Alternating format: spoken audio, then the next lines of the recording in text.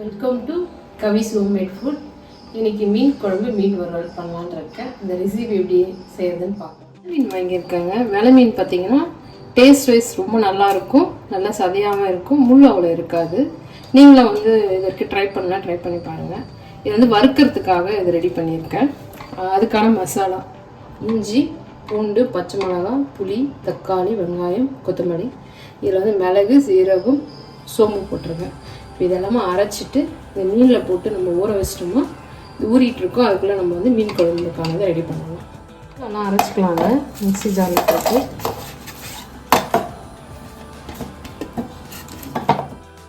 மீன் நல்லா இது மாதிரி கட் பண்ணி விட்டுக்கோங்க. அப்போ தான் மசாலா நல்லா உள்ளே ஊறும். அந்த மசாலாலாம் அரைச்சிருக்கோங்க. வறுக்கிற மீனுக்கு அரைச்ச மசாலாவோட மஞ்சத்தூளும் ஒரு 5 டீஸ்பூன் மிளகாத்தூளும் போட்டுக்கலாம். புளி கரைச்சி வச்ச புளி கொஞ்சம் கெட்டியாக ஊற்றிக்கோங்க. ஏன்னா ரொம்ப தண்ணி ஆகிடுச்சுன்னா மீன் வறுக்கும்போது நல்லா இருக்காது. இந்த மசாலாவோடு சேர்த்து மீனையை நம்ம மிக்ஸ் பண்ணிக்கலாம். ஒரு 2 மணி நேரம் ஊறுச்சுன்னா நல்லாயிருக்கும்.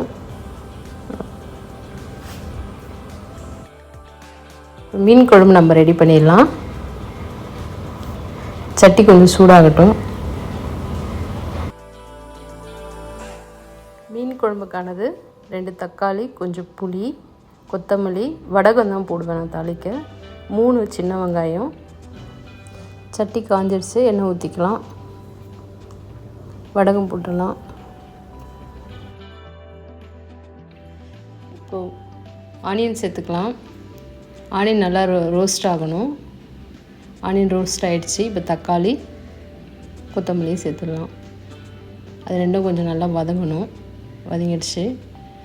இப்போ நம்ம புளி கரைச்சி வச்ச புளியும் மஞ்சத்தூளும் சேர்த்து வச்சுருக்கேன். அதை ஊற்றிடலாம். கூட கொஞ்சம் தண்ணி சேர்த்துக்கணும். அது ரொம்ப கம்மியாக இருந்தது.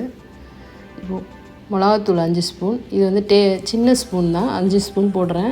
நீங்கள் டேபிள் ஸ்பூனாக இருந்ததுன்னா 2 போட்டாலே போதும். காரம் அவங்கவுங்களுக்கு தகுந்த மாதிரி போட்டுக்கோங்க. குழம்பு இந்த அளவுக்கு சுண்டி வந்த பிறகு கொஞ்சம் வெல்லம் போட்டால் கொஞ்சம் டேஸ்ட் நல்லாயிருக்கும். அதனால் இந்த டைமில் மீனையும் சேர்த்துருவோம். ரொம்ப கலராதீங்க, லைட்டாக கலர்னா மீன்லாம் உடஞ்சிரும். இப்போ மீன் வறுத்துடலாம்.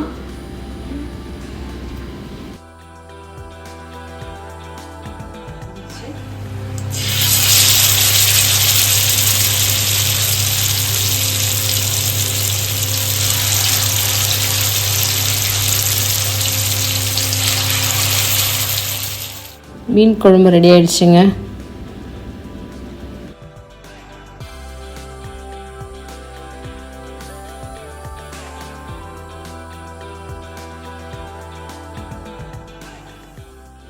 மீன் வறுவலும் மீன் குழம்பும் நல்லா வந்திருக்குங்க. நீங்களும் ட்ரை பண்ணி பார்த்துட்டு எப்படி இருக்குன்னு கமெண்ட் பண்ணுங்கள். நெக்ஸ்ட் வீடியோவில் பார்ப்போம்.